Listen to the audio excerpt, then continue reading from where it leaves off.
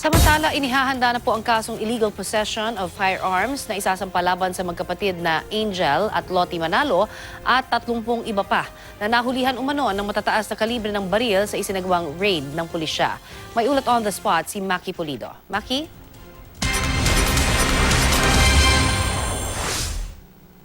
Connie, nakakulong ngayon dito sa Camp Karingal, dito sa May Quezon City. Sina Angel at Lottie Manalo, sila yung mga kapatid ni Ka Eduardo Manalo, ang punong ministro ngayon ng Iglesia ni Cristo. Inaresto at dinetene si Angel, Lottie at 30 iba pa matapos pasukin ng Quezon City Police ang compound na tinitirhan ng magkapatid sa Quezon City sa bisa ng isang search warrant. Nang isagawa kasi ang raid sa compound kahapon, nakuha mga matataas na kalibre ng baril na hindi umano lisensyado.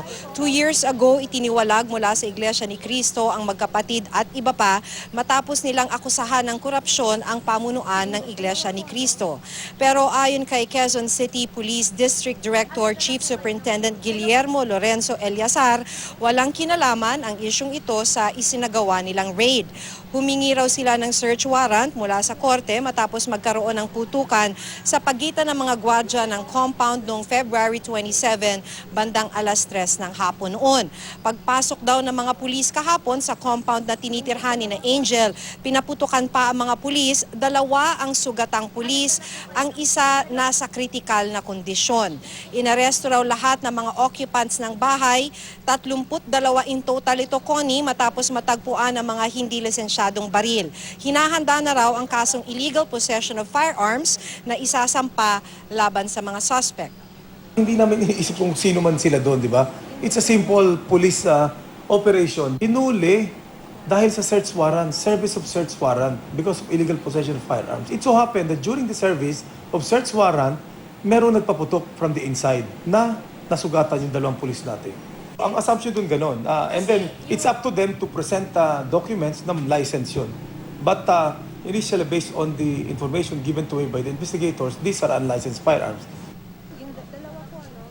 Nangangamba naman ang kamag-anak ng isa sa mga naaresto para sa kaligtasan ng kanyang kaanak. Hirap ang kalooban dahil sa nandyan pa sila sa loob. Siguro matatahimik lang ako pagka magiging masaya na ako pagka nakalabas na sila at safe na sila.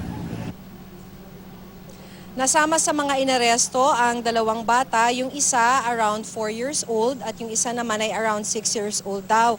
Mga anak daw ito ng pinsan ni Ka Angel.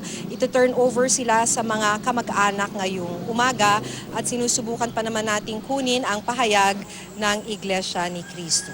Connie? Maraming salamat, Maki Pulido.